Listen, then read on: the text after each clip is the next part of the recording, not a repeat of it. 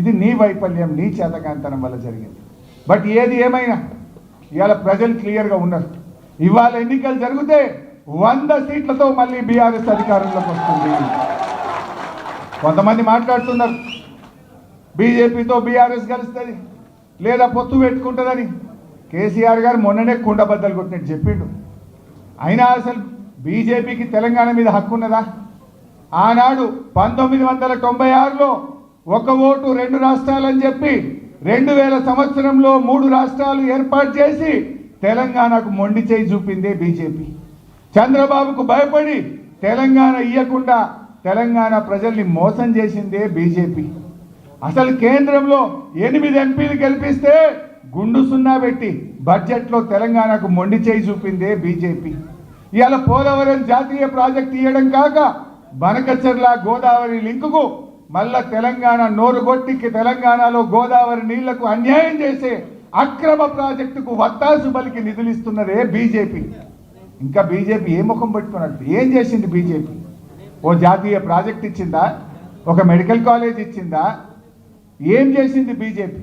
తెలంగాణకు అన్యాయం చేసింది బీజేపీ.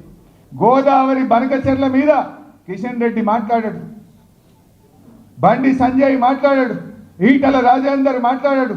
ఎందుకు మాట్లాడరు అని నేను అడుగుతా ఉన్నా. ఆ బనకచెర్ల గోదావరి ప్రాజెక్టు తెలంగాణ అది శాపం కాబోతుంది. అది కడితే గోదావరి జలాల్లో తెలంగాణకు తీవ్రమైనటువంటి నష్టం జరుగుతుంది. ఈ కాంగ్రెస్ దద్దమ్మ ప్రభుత్వం కృష్ణా నదిలో మొన్న 65 టీఎంసీలు తక్కువ వాడింది. మన హక్కును కూడా వాడుకునే తెలివితేటలు లేవు.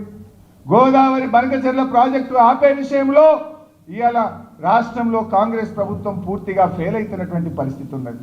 బట్ ఏది ఏమైనా బీఆర్ఎస్ ఉన్నది, మేము వదిలిపెట్టాం.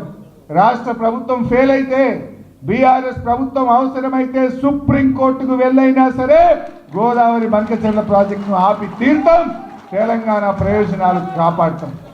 బీజేపీ నాయకులారా, తెలంగాణ మీద ప్రేమ ఉంటే వెంటనే గోదావరి బనకచెర్లను ఆపండి, తెలంగాణ ప్రయోజనాలు కాపాడండి అని చెప్పి నేను ఈరోజు డిమాండ్ చేస్తా ఉన్నా.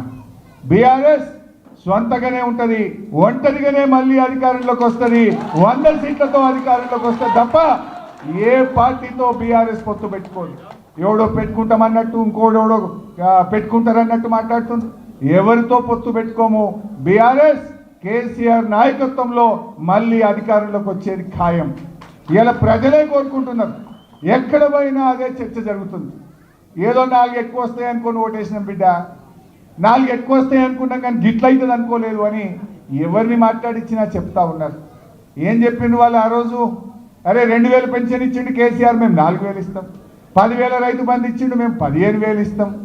ఉద్యోగస్తులకు రాగానే 4 డిఏలు ఇస్తాం, పాత బకాయిలు ఇస్తాం, బెస్ట్ పిఆర్సీ ఇస్తామన్నారు.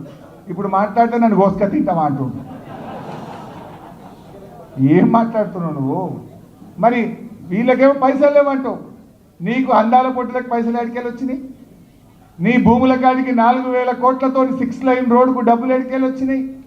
1,000 కోట్ల రూపాయలతో టెండర్లు ఎడికెళ్ళి పిలుస్తున్నావు. రుణమాఫీ చేయమంటే పైసలు లేవంటావు, రైతు బంధు ఇవ్వమంటే